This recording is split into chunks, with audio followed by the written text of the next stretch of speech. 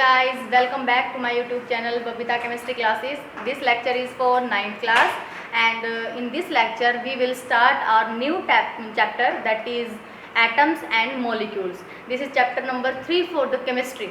Okay, in last lecture we have discussed about is state of matter. हम complete कर चुके थे वो अपना चैप्टर जो है second chapter is matter around us pure, ये वाला, ठीक है। इस मैटर अराउंड अस प्योर, क्या अपने आसपास का जितना भी मैटर है क्या वो प्योर है, वो हम पढ़ चुके थे, कंप्लीट कर चुके थे उसको, ठीक है।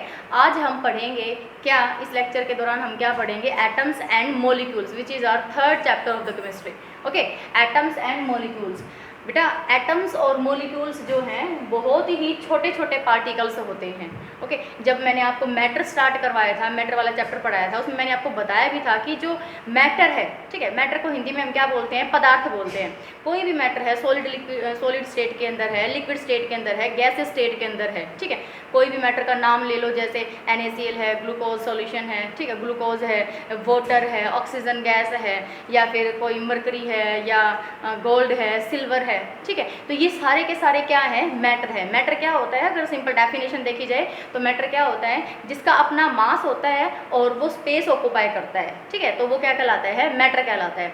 अब इस चैप्टर के अंदर हमें ये पढ़ना है कि कोई भी जो मैटर है वो किससे मिलकर बना हुआ है। अभी तक तो हम ये पढ़ के आए हैं कि जो मैटर है, अपने आसपास का जो मैटर है वो होमोजीनियस हो सकता है, हेट्रोजीनियस हो सकता है, वो 3 डिफरेंट स्टेट के अंदर एग्जिस्ट करता है, ठीक है। अगर मिक्सचर है हमारे पास, उनको हम सेपरेट कैसे कर सकते हैं, मैटर को सेपरेट कैसे कर सकते हैं। लेकिन अब पढ़ना है कि कोई भी आपको एक पर्टिकुलर मैटर दे दी जाए, ठीक है, उस मैटर के अंदर क्या क्या चीज़ें प्रेजेंट होती हैं, तो उसके बारे में हमें अब पढ़ना है। तो क्या था कि एक साइंटिस्ट थे, अपने इंडियन फिलोसफर थे, उनका नाम था महर्षि कानंद। उन्होंने क्या देखा कि मैटर लिया उन्होंने और उसके बारीक बारीक टुकड़े करने स्टार्ट कर दिए, ठीक है। तो वो बार बार जब भी उसको ब्रेक करते जा रहे थे तो बार बार ब्रेक होता जा रहा था। तो अल्टीमेटली लास्ट में उनके पास क्या बचा, एटम, ठीक है, क्या बचा, एटम। उन्होंने एटम तो बाद में नाम दिया गया, एटम तो जॉन डाल्टन ने नाम दिया है, ठीक है, वो स्मॉलेस्ट पार्टिकल जो आगे डिवाइड ही नहीं हुआ, ठीक है, वो इंडियन फिलोसफर ने भी बता दिया था, जो महर्षि कानंद थे उन्होंने भी बता दिया था कि भाई जो मैटर है वो इतने छोटे से पार्टिकल से मिलकर बना हुआ है जो आगे डिवाइड नहीं हो पा रहा है। तो उन्होंने उसको नाम दिया था, हिंदी में बोलते हैं परमाणु। क्या नाम बोलते हैं, परमाणु। किसने कहा था, ये इंडियन फिलोसफर था महर्षि कानंद। ओके, ये बोला था कि जो मैटर है, कोई भी मैटर, जैसे ये मैटर है, इसके अगर छोटे छोटे टुकड़े कर दिए जाए, बिल्कुल छोटे छोटे टुकड़े कर दिए जाए, तो लास्ट में एक ऐसा टुकड़ा जरूर बचेगा जिसको आगे तुम डिवाइड ही नहीं कर सकते, और उसका क्या नाम दे दिया गया, परमाणु दे दिया गया। और वो परमाणु नाम किसने दिया, महर्षि कानंद ने, ठीक है। लेकिन फिर जो हमारे जो ये साइंटिस्ट थे, जॉन डाल्टन ने उस परमाणु को क्या नाम दिया, एटम। क्या नाम दिया, एटम। तो एटम की डेफिनेशन यहाँ से समझ आती है कि जो एटम है वो स्मॉलेस्ट इंडिविजिबल पार्टिकल है अकॉर्डिंग टू डाल्टन, ठीक है। लेकिन आगे आगे आप इसी चैप्टर के अंदर स्टडी करेंगे कि जो एटम है वो क्या है, डिविजिबल पार्टिकल है। मतलब जो एटम है वो भी 3 सब एटॉमिक पार्टिकल से मिलकर बना हुआ है। ये तो मान लिया कि भाई जो एटम है वो एक ऐसा पार्टिकल है जो रिएक्शन के अंदर पार्टिसिपेट करता है, ठीक है, एटम ही मेन चीज़ होती है। लेकिन एटम के अंदर भी और भी चीज़ें प्रेजेंट होती हैं, इलेक्ट्रॉन है, प्रोटॉन है, न्यूट्रॉन है, वो हम आगे पढ़ने वाले हैं। तो अभी जनरल इंट्रोडक्शन है इस चैप्टर के लिए कि जो एटम्स और मॉलिक्यूल्स हैं वो क्या होते हैं। तो मैंने आपको बताया कि जो महर्षि कानंद थे, ठीक है, ये आप लिख लो यहाँ पे, एटम की जो डेफिनेशन है वो तो जॉन डाल्टन ने दी थी। मतलब जॉन डाल्टन को मेन माना जाता है एटम बताने के लिए। सबसे पहले एटम जो है वो उसी के द्वारा ही बताया गया था, ठीक है। तो मैं यहाँ पे लिख देती हूँ, कौन थे साइंटिस्ट, महर्षि कानंद, महर्षि कानंद, ठीक है। इन्होंने क्या बताया था कि जो स्मॉलेस्ट पार्टिकल है, इंडिविजिबल पार्टिकल है, indivisible particle of a matter is called क्या नाम दिया उन्होंने इसको, परमाणु। क्या नाम दिया, परमाणु, ठीक है। मतलब कि कोई भी मैटर है उसके जब हम टुकड़े करते चले जाएंगे, बहुत छोटे छोटे टुकड़े करते चले जाते हैं। जैसे ये चीज़ है, इसके मैं अगर टुकड़े करूँ तो एक टुकड़ा हो जाएगा, फिर इसके और टुकड़े कर दिए, 2 4 6 8, इस तरीके से बहुत लंबी संख्या बनती चली जाती है, ठीक है। लास्ट में अल्टीमेटली एक पार्टिकल ऐसा आएगा ही आएगा जो फर्दर डिवाइड नहीं हो सकता, वो और पार्टिकल्स के अंदर डिवाइड नहीं हो सकता। उसी को क्या बोला गया, परमाणु बोला गया। और वो किसके द्वारा बोला गया था, महर्षि कानंद के द्वारा बोला गया था, ठीक है। फिर कौन आया, जॉन डाल्टन। कौन से साइंटिस्ट आए, जॉन डाल्टन,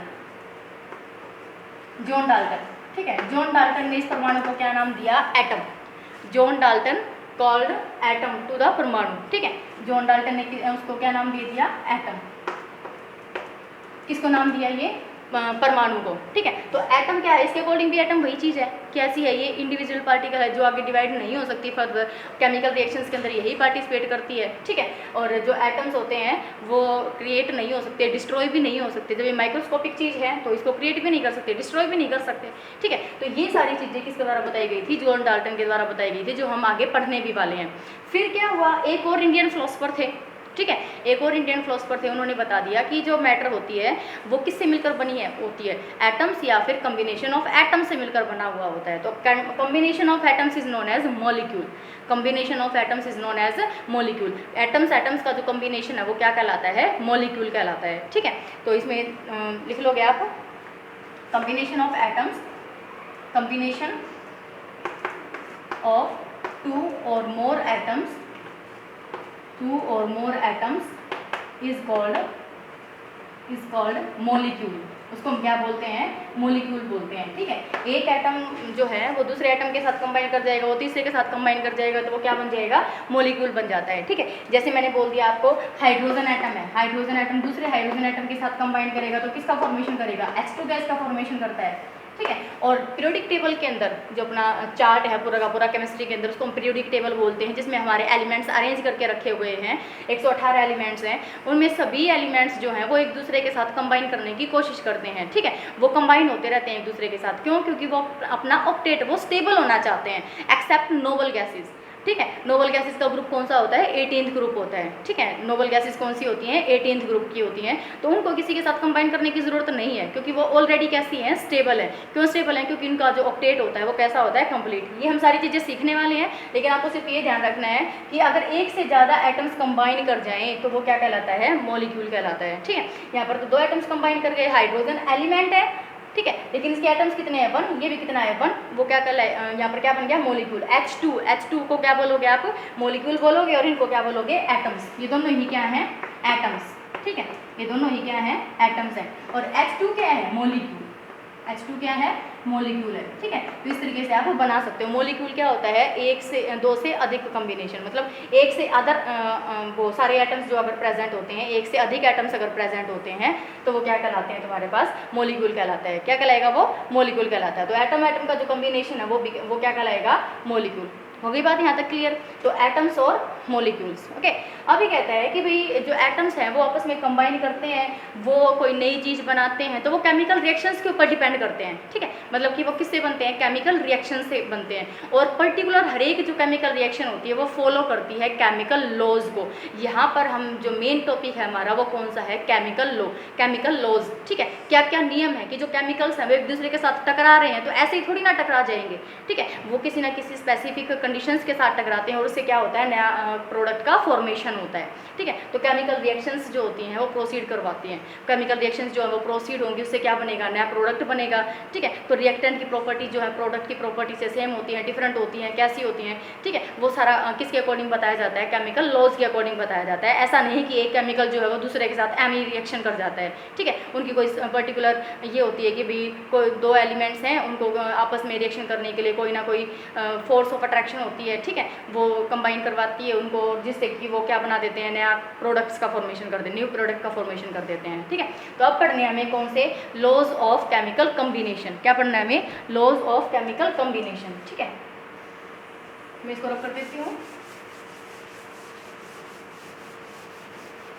क्या है, लॉज ऑफ केमिकल कम्बिनेशन, मतलब कि जो भी केमिकल्स हैं वो आपस में कंबाइन क्यों करते हैं और कौन से नियम पे कंबाइन करते हैं। तो इनके लिए नियम तो बेटा 5 है, ठीक है। 5 नियम है, 5 लॉज हैं, लेकिन इस क्लास में आपको सिर्फ 2 लॉज ही पढ़ने हैं। कितने पढ़ने हैं, 2। जो 3 लॉज है वो आप +1 क्लास के अंदर पढ़ोगे कि कोई भी जो केमिकल है उसको कंबाइन करने के लिए 5 लॉज को फॉलो करना ही पड़ेगा, ठीक है। हमारे लिए जो इंपॉर्टेंट है वो कितने हैं, 2 हैं। फर्स्ट आता है हमारे पास, मेन हेडिंग डालोगे आप, laws of chemical combination, laws of chemical combination, ठीक है। लॉज ऑफ केमिकल कम्बिनेशन, जो केमिकल्स हैं वो आपस में कंबाइन कर जाते हैं, किस नियम पे कंबाइन करते हैं वो। ऐसे नहीं है कि 2 केमिकल्स को आपने मिक्स करवा दिया और वो नए प्रोडक्ट का फॉर्मेशन कर देंगे, ऐसे ठीक है, ये नहीं होता है। तो उनके कोई भी केमिकल्स जो है अगर वो कंबाइन करेंगे तो वो किस नियम पे कंबाइन करते हैं, उनको हम क्या बोलते हैं, लॉज ऑफ केमिकल कम्बिनेशन। तो सबसे पहला हमारा लॉज कौन सा है, फर्स्ट लॉ है law of conservation of mass, law of conservation of मास, ठीक है, law of conservation of mass, okay, law of conservation of मास। ये जो लॉ था बेटा ये एक साइंटिस्ट के द्वारा दिया गया था, लवोइजियर। इसमें आप लिख लो इट वॉज गिवन बाय लवोइजियर, ठीक है, लवोइजियर इन 1774, ठीक है। कब दिया था उसने ये, 1774 के अंदर, 1774 के अंदर एक साइंटिस्ट था लवोइजियर, उसने ये लॉ दिया था कंजर्वेशन ऑफ मास। इसकी पहले इसके नाम से ही डिफाइन है, देखो, कंजर्वेशन ऑफ मास, कंजर्व रखना, चेंज ना होना, कांस्टेंट रहना, ठीक है। मास जो है किसके लिए, केमिकल्स का। ये कहता है कि केमिकल्स का जो मास है रिएक्ट करने से पहले और रिएक्ट करने के बाद कैसा रहता है, बराबर रहता है, वो चेंज नहीं हो सकता, ठीक है। मतलब एक सब्सटेंस जो है वो दूसरे सब्सटेंस में चेंज तो हो जाएगा, लेकिन जो मास आएगा वो कैसा आएगा, इक्वल आएगा। कैसा आता है, इक्वल आता है। ऐसा नहीं है कि जो हाइड्रोजन के एटम्स हैं वो ऑक्सीजन एटम में चेंज हो जाएंगे ना, सिर्फ एटम्स पे तो डिफरेंस आ सकता है। अगर यहाँ पर हाइड्रोजन का एक एटम तो उधर 2 हो जाएंगे इस तरीके से, लेकिन ऐसा नहीं है कि जो एलिमेंट्स हैं वही चेंज हो जाए, उनका रंग रूप ही चेंज हो जाए, ऐसा नहीं होता बेटा। वही इन चीज़ों इन सभी लॉज के अंदर बताया गया है। तो जो फर्स्ट लॉ है कंजर्वेशन ऑफ मास वो यही कहता है कि जब आप 2 केमिकल्स को रिएक्ट करवाते हो और रिएक्ट करवाने के बाद हमारे पास जो प्रोडक्ट बनता है उसका मास और इसका मास कैसा होता है, इक्वल। मतलब रिएक्टेंट और प्रोडक्ट मतलब क्या होता है, जो ऑब्टेन हुआ है, जो बना है, प्रोड्यूस हुआ है जो, ठीक है, उसको हम क्या बोलेंगे, प्रोडक्ट बोलते हैं। और लेफ्ट हैंड साइड में जो लिखा होता है उसको हम क्या बोलते हैं, रिएक्टेंट बोलते हैं। जैसे मैंने आपको बताया कि मैंने मॉलिक्यूल लिया कैल्शियम कार्बोनेट, ठीक है, क्या लिया, कैल्शियम कार्बोनेट कंपाउंड है ये, इसका फॉर्मूला है ये लाइमस्टोन, इसको लाइमस्टोन बोलते हैं। और इसका जो नाम बनेगा, केमिकल नेम क्या बनेगा, कैल्शियम कार्बोनेट, CO3 कार्बोनेट होता है, Ca क्या होता है, कैल्शियम होता है, ठीक है। लेकिन ये इसको हम क्या बोलते हैं, लाइमस्टोन। जनरली किस नाम से जाना जाता है, ये लाइमस्टोन के नाम से। मार्बल का फॉर्मूला भी यही होता है, ठीक है, चौक का फॉर्मूला भी यही होता है। क्लियर हो गई ये बात, ठीक है। इसको जब हम हीट करते हैं, क्या करते हैं, इसको जब हम हीट करते हैं, हीट करने के बाद हमारे पास क्या मिलता है, कैल्शियम ऑक्साइड प्लस में कार्बन डाइऑक्साइड, ठीक है। हीट करने पर ये जो मॉलिक्यूल है वो क्या हो जाता है, ब्रेक हो जाता है, टूट जाता है। ये केमिकल रिएक्शन है, अपने आप हुई है कि जैसे ही कैल्शियम कार्बोनेट को हीट किया जाएगा, ठीक है, हीट करेंगे इसको, वैसे ही ये जो है किसके अंदर ब्रेक हो जाएगा, कैल्शियम ऑक्साइड और कार्बन डाइऑक्साइड के अंदर। कैल्शियम ऑक्साइड क्या होता है, इसको हम क्या बोलते हैं, क्विकलाइन। इसको क्या बोला जाता है, क्विकलाइन। जो व्हाइट वॉश में जो, इसको हिंदी में चूना भी बोल सकते हो आप, ठीक है। घरों में जो व्हाइट वॉश किया जाता है, चूना होता है ये, उसमें इसका यूज किया जाता है, ठीक है। तो ये क्या कहलाता है, इसका नाम क्या होगा, क्विकलाइन बोलेंगे इसको, क्या बोलेंगे, क्विकलाइन, ठीक है। व्हाइट वॉश के अंदर यूज किया जाता है क्विकलाइन, और कार्बन डाइऑक्साइड ये प्रोड्यूस कर देता है। तो मतलब कि अब एक चीज़ और देखो आप, ये इस तरीके से दिखाया जाता है किसी भी रिएक्शन को। जो लेफ्ट हैंड साइड में जो चीज़ें होती हैं, ये एरो है, एरो के लेफ्ट हैंड साइड में जो चीज़ें होती हैं उनको हम क्या बोलते हैं, रिएक्टेंट्स। क्या बोलते हैं, रिएक्टेंट्स, ठीक है। और जो राइट हैंड साइड में जो चीज़ें प्रेजेंट होती हैं, 2 हैं, 3 हैं, 4, जितनी भी हैं, व्हाटएवर, ठीक है, तो वो सारी की सारी क्या कहलाती हैं, प्रोडक्ट्स कहलाती हैं। क्या कहलाएंगी वो, प्रोडक्ट्स कहलाती हैं। क्या होंगे वो, प्रोडक्ट्स। मतलब लेफ्ट हैंड साइड पे जो चीज़ें प्रेजेंट होंगी दैट आर रिएक्टेंट, क्योंकि यही रिएक्ट करेंगे, ठीक है। यहाँ पर तो मैंने एक ही सब्सटेंस लिया है, लेकिन बहुत सारी रिएक्शंस ऐसी होती हैं जिनमें 2 सब्सटेंस भी लेने पड़ते हैं, 2 रिएक्टेंट भी लेने पड़ते हैं, ठीक है। इसी रिएक्शन को अगर आप इन्वर्स करोगे, उल्टा करोगे, तो 2 से क्या बन जाएगा, 1 बन जाता है, ठीक है। तो ये बहुत सारी रिएक्शंस होती हैं। तो लेफ्ट हैंड साइड में जो चीज़ें प्रेजेंट होंगी उनको हम क्या बोलेंगे, रिएक्टेंट्स, और राइट हैंड साइड में जो चीज़ें प्रेजेंट होती हैं उनको हम क्या बोलते हैं, प्रोडक्ट्स बोलते हैं, ठीक है। तो अब ये कह रहा है कि कैल्शियम कार्बोनेट का आपको मास दिया गया कितना, जो कैल्शियम कार्बोनेट है, मान लिया जाए ये आपको दिया गया था स्टार्टिंग में 100 ग्राम। कितना दिया गया, 100 ग्राम, ठीक है। तो ये ऑब्जर्व किया गया रिएक्शन के बाद कि इसका जो मास था वो तो कितना आया, 56 ग्राम, और इस कार्बन डाइऑक्साइड का मास कितना आया, 44 ग्राम।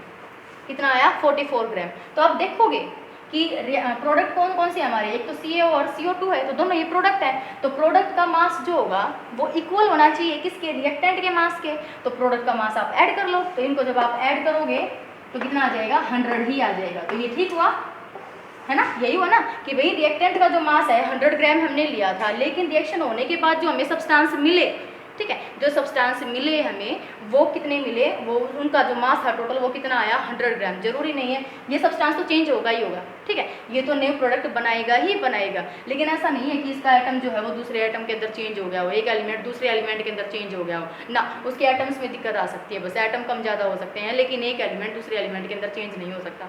चलो ठीक है, इस बात पे भी आ जाती हूँ मैं कि एक एलिमेंट जो है वो दूसरे एलिमेंट में चेंज हो सकता है, ठीक है, न्यूक्लियर रिएक्शंस के अंदर हम पढ़ते हैं। ओके, जब न्यूट्रॉन की क्या बम्बार्डमेंट करवाई जाती है किसके ऊपर, किसी भी हैवी एलिमेंट के ऊपर, तो वो कन्वर्ट हो जाता है। जैसे यूरेनियम के ऊपर जब हम न्यूट्रॉन्स की बम्बार्डमेंट करवाते हैं तो जो यूरेनियम है उसका जो एलिमेंट है, वो जो एटम है उसका, वो किस में कन्वर्ट हो जाता है, नेपच्यून के अंदर कन्वर्ट हो जाता है, ठीक है। तो वो बात की बात है, लेकिन आपको सिर्फ ये ध्यान रखना है कि जब भी कोई रिएक्टेंट जो है उसका मास जितना भी लोगे, लास्ट में जो प्रोडक्ट बनेगा, प्रोडक्ट के कितने भी प्रोडक्ट बने उन सभी का सम करना है, सम करने के बाद वो कैसा आएगा, दोनों इक्वल आने चाहिए। यही कहता है कंजर्वेशन ऑफ मास, ठीक है। तो matter can not be created nor be destroyed, ये इसकी डेफिनेशन बनेगी कि जो मैटर है उसको ना ही तो तुम क्रिएट कर सकते हो और ना ही उसको तुम डिस्ट्रॉय कर सकते हो। कैल्शियम का अकेला एटम एग्जिस्ट नहीं कर सकता, ठीक है, मैटर ही है वो, ठीक है, कैल्शियम मैटर ही है, ठीक है, सॉलिड स्टेट के अंदर एग्जिस्ट करती है ये, ठीक है। तो अकेले ये कहता है कि जो मैटर है ना ही तो तुम उसको क्रिएट कर सकते हो और ना ही इसको तुम डिस्ट्रॉय कर सकते हो,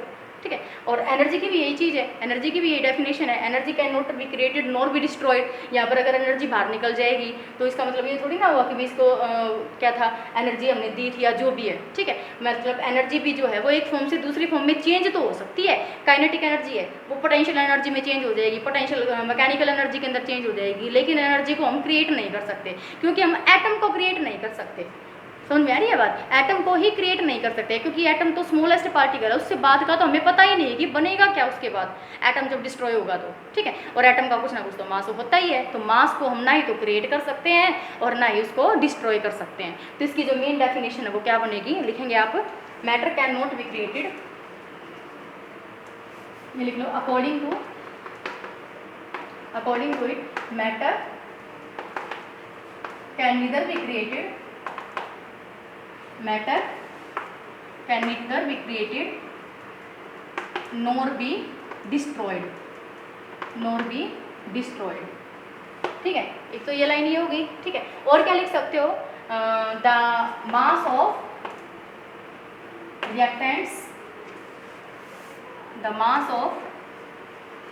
reactants will be equal to mass of product in every, मैं इसको रब कर देती हूँ, नेक्स्ट एग्जाम्पल में बता दूंगी मैं आपको, ठीक है।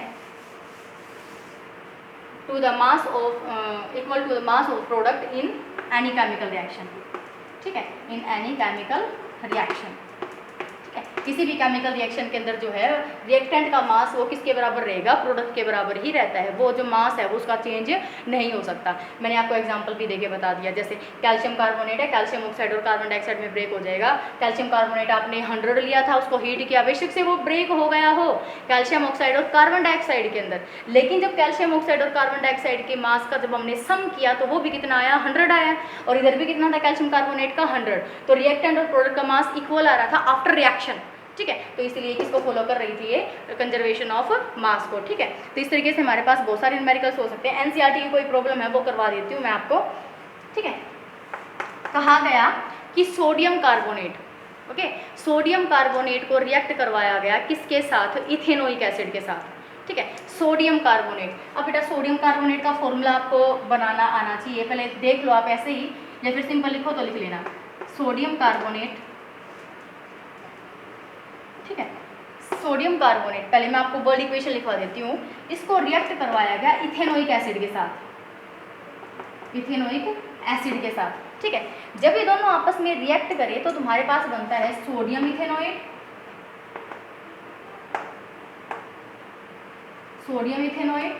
ठीक है। सोडियम इथेनोइड बन जाएगा, वाटर बन जाएगा और कार्बन डाइऑक्साइड बन जाएगी, ठीक है। क्या बन जाएगा, वाटर और कार्बन डाइऑक्साइड। ये एनसीईआरटी प्रॉब्लम है बेटा, ध्यान रखना आप, ठीक है। एनसीईआरटी जितनी भी होती है वो बहुत ज़्यादा इंपॉर्टेंट होती है, एनसीईआरटी के सारे क्वेश्चन सोल्व करने चाहिए, ठीक है। एनसीईआरटी बेस है हर एक क्लास के लिए, ठीक है, चाहे वो 9th है, 10th है, 11th है या फिर 12th है। कंपटीशन एग्जाम्स के अंदर भी एनसीईआरटी की लाइन टू लाइन से ही क्वेश्चंस उठा लिए जाते हैं। ठीक है, तो इसमें क्या है, ये एनसीईआरटी क्वेश्चन है, क्या बताया गया इसके अंदर कि जो सोडियम कार्बोनेट है उसको हीट करवाया गया है किसके साथ, इथेनोइक एसिड के साथ, और वो क्या बनाता है, सोडियम इथेनॉइड, वाटर और कार्बन डाइऑक्साइड। ठीक है, तो इसका अलग अलग मास गिवन है कि जो सोडियम कार्बोनेट है उसका मास कितना दे रखा है, इथेनोइक एसिड का कितना दे रखा है। ठीक है, तो जो सोडियम कार्बोनेट है उसका मास गिवन है आपको 5.3 ग्राम। ठीक है, इसका मास कितना गिवन है, 5.3 ग्राम, और इथेनोइक एसिड का कितना गिवन है, 6 ग्राम, और 8.2, ये 8.2 ग्राम है, ये 0.9 ग्राम है, और ये 2.2 है। ठीक है, 2.2, यस, ओके, 2.2, ये इनके मास गिवन है। अब आपको यहाँ पर लगाना है कि क्या ये कंजर्वेशन ऑफ मास को फॉलो कर रहा है, ये जो रिएक्शन है क्या वो कंजर्वेशन मास को फॉलो कर रही है। ये आपसे पूछा गया है कि भाई जब सोडियम कार्बोनेट इथेनोइक एसिड के साथ रिएक्शन करेगा तो क्या बनाएगा वो, सोडियम इथेनोइड, वाटर और कार्बन डाइऑक्साइड। तो ये पूछा गया क्या ये रिएक्शन फॉलो कर रही है कंजर्वेशन ऑफ मास को, तो आपको शो करना पड़ेगा। यहाँ पे देखो एक बार आप यहाँ पे शॉर्ट आउट करेंगे इसको, तो इसका सम करेंगे आप, क्योंकि ये दोनों रिएक्टेंट है, ये रिएक्टेंट है। एरो के बाद वाली चीज़ क्या होती है, प्रोडक्ट्स, एरो से पहले वाली चीज़ क्या होती है, रिएक्टेंट। तो रिएक्टेंट का मास बराबर आएगा किसके, प्रोडक्ट के, तभी वो किसको फॉलो करेगा, लॉ ऑफ कंजर्वेशन ऑफ मास। ठीक है, आओ इसको सम करते हैं, तो इतना हो जाएगा 11.3। ठीक है, 11.3, और ये प्रोडक्ट है, प्रोडक्ट का मास आप करेंगे 9 और 2 11 एंड 2 13। ठीक है, 1 2 8 एंड 2 10 एंड 1 11, तो 11.13 ग्राम। ठीक है, तो बिल्कुल इक्वल आ रहा है। तो इसका मतलब क्या हुआ, this reaction follows law of conservation of मास। तो लिख सकते हो आप यहाँ पे, इट फॉलो करती है, it follows law of conservation of मास। ठीक है, most important numerical, okay, most important question है ये आपके लिए। आपसे पूछा गया है, आपको दिए गए हैं, कंटेंट दिए गए हैं और आपको मास गिवन है, फिर आपको ये पता लगाना है क्या ये कंजर्वेशन ऑफ मास को फॉलो कर रहा है। यस, कर रहा है। क्यों, क्योंकि रिएक्टेंट का जो मास है वो किसके बराबर आया है, प्रोडक्ट के मास के बराबर आया है। और इसके अंदर यही बोला गया था, law of conservation of mass, mass जो है वो कंजर्व रहता है, कॉन्स्टेंट रहता है, वो चेंज नहीं होता। किसका, रिएक्टेंट का। ठीक है, रिएक्टेंट और प्रोडक्ट का जो मास है वो कैसा रहता है, इक्वल रहता है आफ्टर द रिएक्शन। ठीक है, एक दो न्यूमेरिकल से और भी हैं, वो भी करवा देती हूँ मैं आपको। देखो रब कर देती हूँ उसको, वही जो हमने पहले पढ़ा था, कैल्शियम कार्बोनेट वाला। कैल्शियम कार्बोनेट का मास दे रखा है, ओके, कैल्शियम ऑक्साइड का मास दे रखा है, लेकिन आपसे पूछा हुआ है किसका, कार्बन डाइऑक्साइड का। ठीक है, 5.6 है। देखो ये कहा गया कि कैल्शियम कार्बोनेट है, उसको जब हम हीट करते हैं, ठीक है, इसको हम क्या करते हैं, हीट करते हैं कैल्शियम कार्बोनेट को, तो हमारे पास क्या मिलता है, कैल्शियम ऑक्साइड मिलता है और कार्बन डाइऑक्साइड मिलता है। ठीक है, ये भी एनसीईआरटी की प्रॉब्लम है, आप लिख सकते हैं एनसीईआरटी। ठीक है, मेन फोकस करेंगे आप एनसीईआरटी के ऊपर। ओके, कैल्शियम कार्बोनेट को जब हीट किया जाता है, कैल्शियम ऑक्साइड और कार्बन डाइऑक्साइड, मैं आपको फॉर्मूला बता चुकी थी, इसलिए इसको लाइमस्टोन ही बोलते हैं, चौक मार्बल का फॉर्मूला यही होता है। कैल्शियम ऑक्साइड को हम क्विक लाइम बोलते हैं। ठीक है, चूना, हिंदी में चूना बोला जाता है। तो उसमें दिया गया है कि इसका जो मास है वो कितना है, 10 ग्राम है, और इसका मास जो है वो 5.6 ग्राम है। ठीक है, इसका मास पूछा गया है, और ये जो रिएक्शन है ये फॉलो कर रही है किसको, कंजर्वेशन ऑफ मास को। मतलब कि इसमें क्वेश्चन क्या है, this reaction follows law of chemical combination, law of chemical combination. ठीक है, law of chemical combination, chemical combination को ये फॉलो कर रही है, मतलब कि कंजर्वेशन ऑफ मास को। Law of chemical combination, that is कौन सा, law of conservation of mass, conservation of मास। ठीक है, conservation of mass. So calculate the mass of CO2। इसलिए कैलकुलेट करो किसका मास, CO2 का मास। तो हम आसानी से कैलकुलेट कर सकते हैं, कैसे, कि रिएक्टेंट का जो मास है वो बराबर आएगा किसके, प्रोडक्ट के मास के। ठीक है, तो यहाँ पे लिखोगे आप, कैसे सॉल्यूशन करोगे इसका, सॉल्यूशन कैसे करोगे इसका, मास ऑफ CaCO3, कैल्शियम कार्बोनेट का कितना मास दे रखा है 10 ग्राम, ठीक है। मास ऑफ CaO कैल्शियम ऑक्साइड, इसका मास कितना गिवन है 5.6 ग्राम, ओके। नाउ मास ऑफ किसका कैलकुलेट करना है, कार्बन डाइऑक्साइड का, इसका हमें मास जो है वो कैलकुलेट करना है, ठीक है। तो आपके पास क्या होगा कि इसका जो मास है वो इन दोनों के सम के बराबर होगा, ओके। तो mass of CaCO3 is equal to mass of CaO plus mass of CO2। Conservation of mass के अकॉर्डिंग तो यही होना चाहिए। तो इसका मास कितना है 10 ग्राम, इसका मास कितना है 5.6 ग्राम, प्लस में इसका जो मास है वो हमने कितना मान लिया x मान लिया। तो क्या आप x की वैल्यू कैलकुलेट नहीं कर सकते, x को इधर रखेंगे, इसको इधर उठा लेंगे, तो क्या बनेगा तुम्हारे पास x is equal to 10 minus 5.6, ठीक है। तो कितना आ जाएगा ये 4.4, ओके। कितना आ जाएगा ये 4.4 ग्राम। इसका मतलब जो CO2 है उसका कितना मास आ गया तुम्हारे पास 4.4 ग्राम, ठीक है, इस रिएक्शन के अंदर। समझ में आ गई बात। तो ये भी क्या थी NCERT की प्रॉब्लम थी। तो आप इस तरीके से न्यूमेरिकल्स जो है वो सोल्व कर सकते हैं, ओके।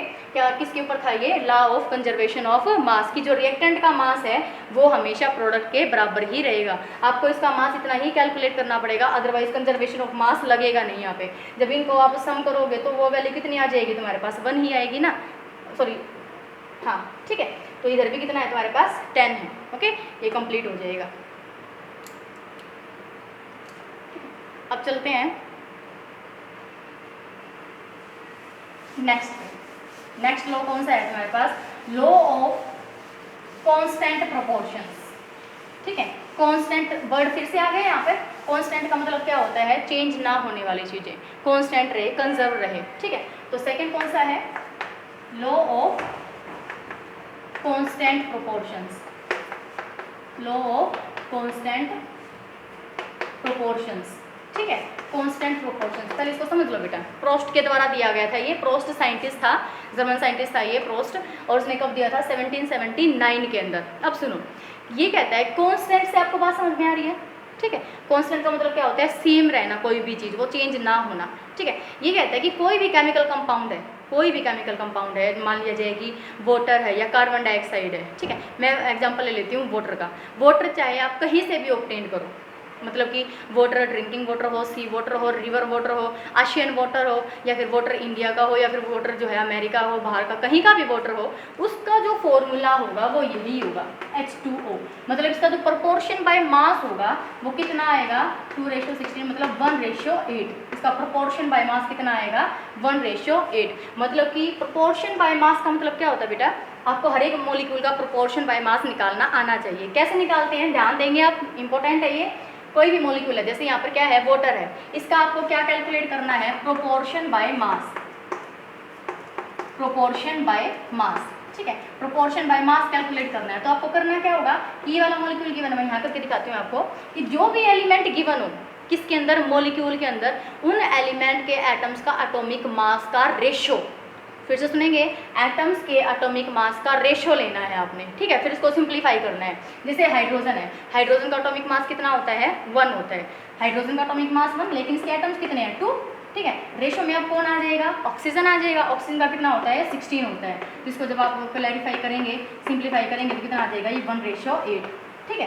तो ये कहता है कि वाटर चाहे कहीं का भी हो, ठीक है, आशियन वाटर है, रिवर वाटर है, लेक वाटर है, या फिर इंडियन वाटर है या अमेरिकन वाटर, कोई भी वाटर है, उसका फॉर्मूला यही रहेगा। मतलब जब तक हाइड्रोजन और ऑक्सीजन को इस रेशियो में कंबाइन नहीं करवाओगे तब तक आपके पास वाटर का फॉर्मेशन नहीं होगा। मतलब हाइड्रोजन गैस, वाटर बनता किससे है, हाइड्रोजन गैस और ऑक्सीजन गैस से। तो हाइड्रोजन गैस और ऑक्सीजन गैस जब तक इस प्रोपोर्शन में कंबाइन नहीं करेंगी तब तक इसका जो है ये फॉर्मेशन नहीं होगा, किसका, वाटर का। इसी प्रकार कार्बन डाइऑक्साइड के लिए, इसी प्रकार कोई भी मॉलिक्यूल के लिए, मतलब कि इनका जो प्रोपोर्शन बाय मास है, चाहे वो किसी भी सब्सटेंस से ऑब्टेन्ड हो, उनका प्रोपोर्शन बाय मास कैसा रहेगा, सेम रहेगा, ठीक है। कार्बन डाइऑक्साइड के केस में लगा लो, हम जब रेस्पिरेशन करते हैं क्या होता है, कार्बन डाइऑक्साइड गैस बाहर निकलती है ना, तो वो कार्बन डाइऑक्साइड ले लो, या फिर किसी कार्बन कंपाउंड को जलाया जाता है तब भी कार्बन डाइऑक्साइड प्रोड्यूस होती है, वो कार्बन डाइऑक्साइड ले लो। या फिर अभी हमने एक एग्जाम्पल पढ़ा था कि कैल्शियम कार्बोनेट को जब हम हीट करते हैं तो कैल्शियम ऑक्साइड और कार्बन डाइऑक्साइड रिलीज होती है, या फिर वो कार्बन डाइऑक्साइड ले लो।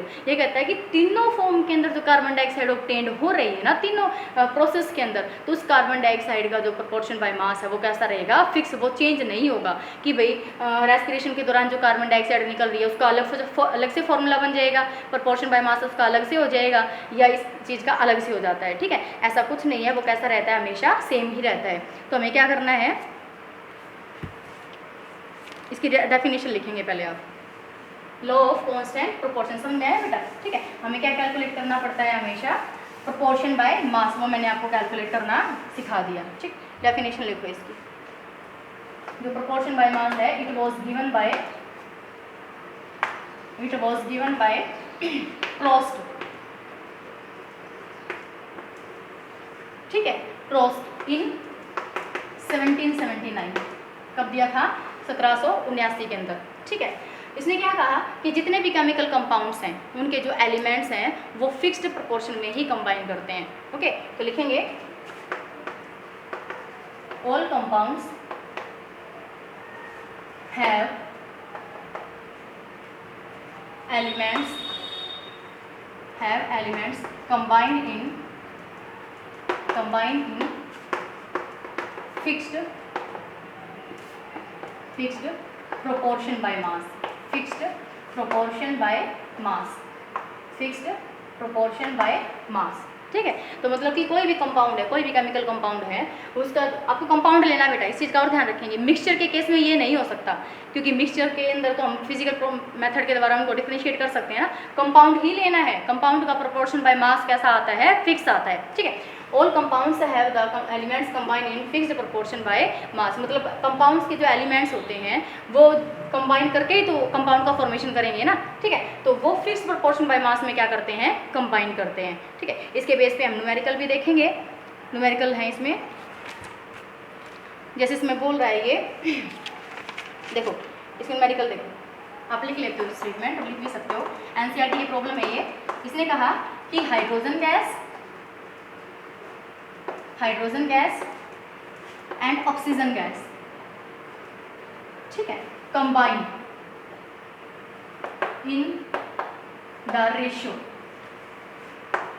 किस रेशियो में वो कंबाइन कर रही है, 1:8 के अंदर। कौन कौन सी गैस, हाइड्रोजन गैस और ऑक्सीजन गैस कंबाइन कर रही है 1:8 की फॉर्म में। ठीक है, by mass to form hydrogen gas और ऑक्सीजन गैस कंबाइन करके क्या बनाएंगे, वाटर, टू फॉर्म वाटर। ठीक है, what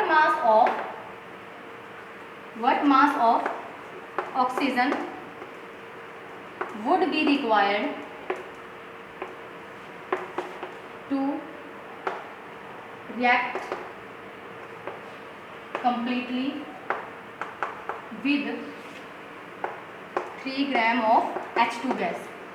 ठीक है, पहले आप स्टेटमेंट समझेंगे बेटा, स्टेटमेंट समझेंगे, और ये किस बेस पे है, इसी लॉ के बेस पे है। इसने कहा कि हाइड्रोजन गैस और ऑक्सीजन गैस है, मतलब कि H2 और O2 है, यहाँ से ये बात समझ में आती है कि हाइड्रोजन गैस और ऑक्सीजन गैस है वो कंबाइन कर रहे हैं किस रेशियो में, 1:8 रेशियो में। ठीक है, और वो कंबाइन करके किसका फॉर्मेशन कर रहे हैं, वाटर का फॉर्मेशन कर रहे हैं, H2 का फॉर्मेशन कर रहे हैं। ठीक है, तो what mass of O2 would be required, मतलब कि ऑक्सीजन का कितना मास लगेगा क्या करने के लिए, react completely with the 3 gram of hydrogen.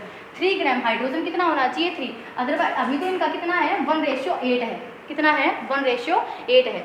जब ऑक्सीजन का मास कितना है, 8 ग्राम है, तो हाइड्रोजन का कितना है, 1 है। ठीक है, तो ये कहता है कि अगर आपको ऑक्सीजन जो है, ऑक्सीजन का कितना मास रिक्वायर होगा, अगर हम हाइड्रोजन का कितना कर देंगे, 3 ग्राम कर देंगे। ठीक है, तो यहाँ पे आप लिख सकते हो 1 ग्राम हाइड्रोजन, सॉल्यूशन में क्या लिखोगे, 1 gram hydrogen gives 8 gram of oxygen. ठीक है, 1 gram hydrogen gives oxygen is equal to 8 gram, ये लिख सकते हो। ठीक है, तो अब कितने में पूछा हुआ है, कितने में पूछा हुआ है बेटा, completely with 3 gram of hydrogen. कितने हाइड्रोजन रिएक्ट करेगी, 3 ग्राम। तो 3 ग्राम ऑफ हाइड्रोजन के लिए आप जान सकते हो कि कितनी ऑक्सीजन की जरूरत पड़ेगी, 8 × 3, कितना आ जाएगा, 24 ग्राम। इजी था न्यूमेरिकल, बिल्कुल स्टेटमेंट बेशक से बड़ी थी लेकिन जो न्यूमेरिकल था वो बहुत ही इजी था। आपको थोड़ा सा ट्रिक यूज़ करना था, ठीक है, सॉल्यूशन यूज़ करना था कि भाई क्या बताया हुआ है आपको, जब प्रपोर्शन बाय मास दे रखा है इनका तो उसके अकॉर्डिंग आप इसको सोल्व कर सकते हो कि हाइड्रोजन अगर 1 है तो ऑक्सीजन के कितने लग रहे हैं 8, कन्फर्म है ये, ठीक है, अदरवाइज वाटर बनेगा ही नहीं। अगर ये रेशो चेंज हो गई 1:7 हो गया तो वाटर का फॉर्मेशन नहीं होगा, ठीक है। तो ये कहा कि भाई हाइड्रोजन ऑक्सीजन कंबाइन किए, वाटर का फॉर्मेशन किया और यहाँ पर प्रपोर्शन बाय मास कितना है इनका 1:8 है, मतलब हाइड्रोजन का 1 पार्ट है तो ऑक्सीजन का कितना है 8। अब ये कह दिया कि अगर हाइड्रोजन के 3 पार्ट हो जाए तो ऑक्सीजन के कितने लगेंगे, सीधी सी बात है 24 मॉलिक्यूल्स लगेंगे इसके, ठीक है, या फिर वो 24 ग्राम्स के अंदर आ जाएगा। ओके, हो गया न्यूमेरिकल। यहाँ पे नेक्स्ट चलते हैं, एक न्यूमेरिकल और करते हैं। रब कर देती हूँ।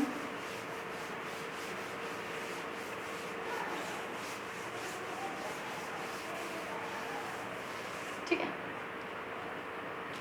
अब एक न्यूमेरिकल और देखते हैं इसका। ये कहता है 3 gram of carbon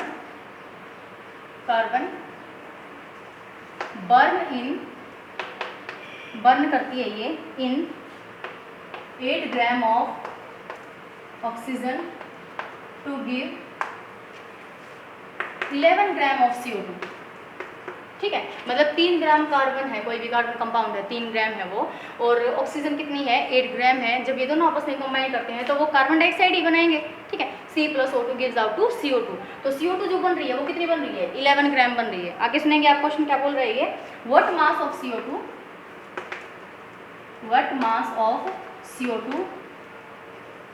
would be formed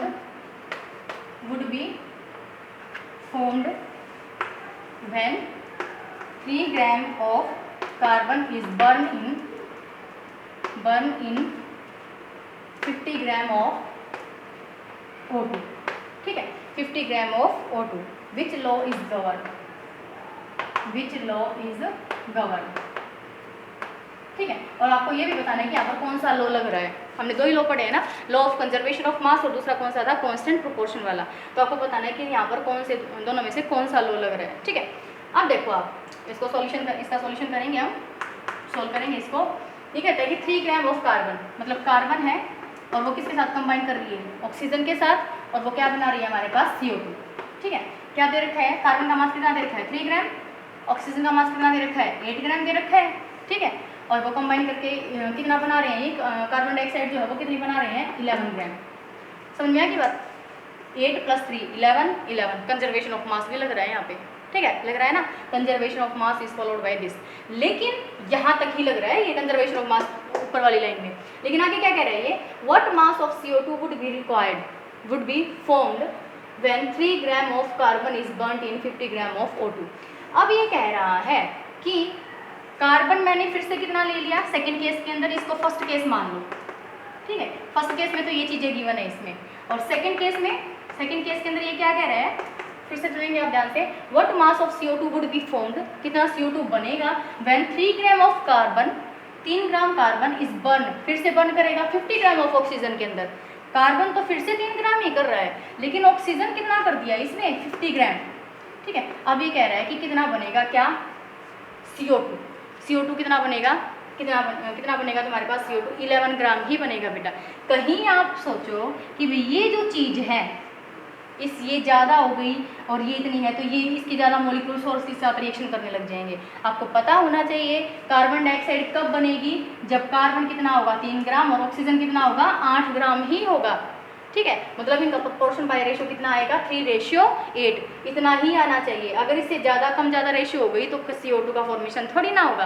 तो इसमें आपको पजल नहीं होना है, उसने कितना दे दिया 50 ग्राम दे दिया, बेशक से 50 ग्राम दे दिया हो, लेकिन इसमें से रिएक्ट कितना होगा सिर्फ 8 ग्राम, कितना रिएक्ट होगा सिर्फ 8 ग्राम, तभी तुम्हारे पास क्या बनेगी कार्बन डाइऑक्साइड बनेगी, क्या बनेगी कार्बन डाइऑक्साइड, ठीक है। तो यहाँ पे आप आंसर में लिख सकते हो, ठीक है, यहाँ पे क्या लिख सकते हो, carbon dioxide, the mass of carbon dioxide, ये लिख लो, the mass of carbon dioxide formed is equal to 11 gram, इतना ही बनेगा। लेकिन यहाँ पर क्या लिखोगे, but the unreacted oxygen mass लिखो, but the mass of unreacted oxygen, ठीक है। अनरिएक्टेड ऑक्सीजन का मास कैलकुलेट कर दो यहाँ पे, मतलब कि कितनी दे रखी है हमें, 50 ग्राम के अंदर दे रखी है, लेकिन हमें यूज़ कितनी करनी है, 8, तो वो टोटल कितनी बच गई, 42 ग्राम। ये कैसी है, अनरिएक्टेड। ये जो ऑक्सीजन है उसने फालतू में दे दी, इसका हमारे पास कोई काम ही नहीं है इतनी ऑक्सीजन का, ठीक है, क्योंकि कार्बन तो 3 ही दे रखे हैं, कार्बन का भी कंटेंट बढ़ाता फिर तो हमारे पास मॉलिक्यूल और भी आ जाता, कार्बन डाइऑक्साइड और भी बन जाते, लेकिन कार्बन को तो इसने 3 ही फिक्स किया और ऑक्सीजन को और बढ़ा दिया, फिर कर क्या सकते हैं, कुछ भी नहीं। होंगे तो इसमें से कितने काम, मतलब ये कितने यूज़ होंगे, इसमें से 8 ही यूज़ होंगे, ठीक है, 8 यूज़ होंगे, तो क्या बन जाएगा तुम्हारे पास 11 ग्राम ही आएगा, किसका, CO2 का। बाकी जो ऑक्सीजन का मास है वो कैसा रहेगा, अनरिएक्टेड रहेगा। तो किसको फॉलो कर रहा है ये, देखा ना आपने, किसको फॉलो कर रहा है कि यहाँ पर कितना होना चाहिए, 8 ही होना चाहिए, तभी हमारे पास क्या बनेगी, कार्बन डाइऑक्साइड। चाहे आप फालतू दो या कम दो, उससे कोई भी फर्क नहीं पड़ता है, ठीक है। आप एक रेशियो को चेंज करके दूसरे, एक को तो चेंज किया नहीं, दूसरे को चेंज कर दिया, तो इसकी वजह से जो कार्बन डाइऑक्साइड का जो मास है उसके ऊपर कोई भी इफेक्ट नहीं आएगा। तो किसको फॉलो कर रहा है ये, किसको गवर्न कर रहा है, लॉ ऑफ कांस्टेंट प्रोपोर्शन। तो यहाँ पर क्या लिख सकते हैं आप, it governs law of constant proportions, ठीक है, constant proportions, it governs law of constant proportions.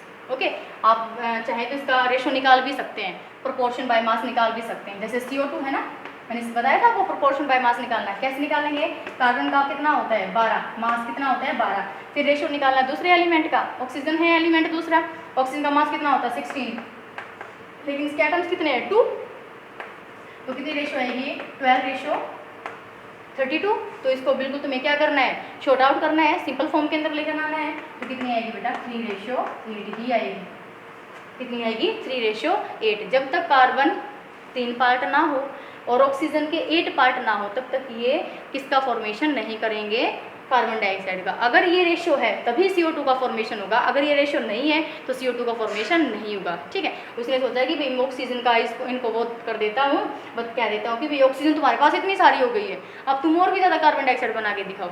हम बेवकूफ़ थोड़ी ना है, कैसे नहीं बन ही नहीं सकती, क्यों नहीं बन सकती, क्योंकि कार्बन तो 3 ग्राम ही है, ठीक है। इसका जो मेन है वो कितना यूज़ होगा, इसका ग्राम कितना यूज़ होगा 8 ग्राम, किसके साथ 3 ग्राम के साथ, ठीक है। अगर ये यहाँ पर चेंज कर देता कि भाई कार्बन कितना हो गया है 6 ग्राम, कार्बन कितना हो गया है 6 ग्राम हो गया है, अब ऑक्सीजन कितना लगेगा 16 ग्राम लगेगा, सीधी सी बात है, ठीक है। और फिर तुम्हारे पास यहाँ पे जो रेशो है वो भी चेंज हो जाती है, वो तो कोई दिक्कत नहीं थी, ठीक है। लेकिन ऑक्सीजन को बढ़ा के इसका कंटेंट तो सेम है, तो 3 के साथ तो 8 ऑक्सीजन ही आएगी, 3 के साथ ऐसा नहीं है कि 50 में से और भी ज़्यादा रिएक्शन करने लग जाएगी, फिर तुम्हारे पास CO2 बन जाएगा ना। CO2 बनने के लिए रेशो कितना होना चाहिए बेटा 3:8 होना चाहिए, ठीक है। तो ये दोनों ही आपके पास NCERT के न्यूमेरिकल्स थे, ये भी NCERT का ही है, ठीक है। दो न्यूमेरिकल करवा दिए मैंने NCERT से related, law of conservation of mass के and law of constant proportions के, ठीक है। आपको इनको लिखना है अच्छे से, इनके जो फॉर्मूले हैं उनको याद करना है, इनको समझना है और इनको फिर से घर पे सॉल्व करके देखना है, ठीक है। ये बहुत ही इंपॉर्टेंट है बेटा, आगे भी आते हैं ये +1 में, ये फिर से आएगा, ये जो लॉज हैं 5 ये फिर से आएंगे, आपको ध्यान रखना है, ठीक है। अगर आपको वीडियो पसंद आई हो तो वीडियो को लाइक कीजिए, शेयर कीजिए, कमेंट कीजिए। Thank you.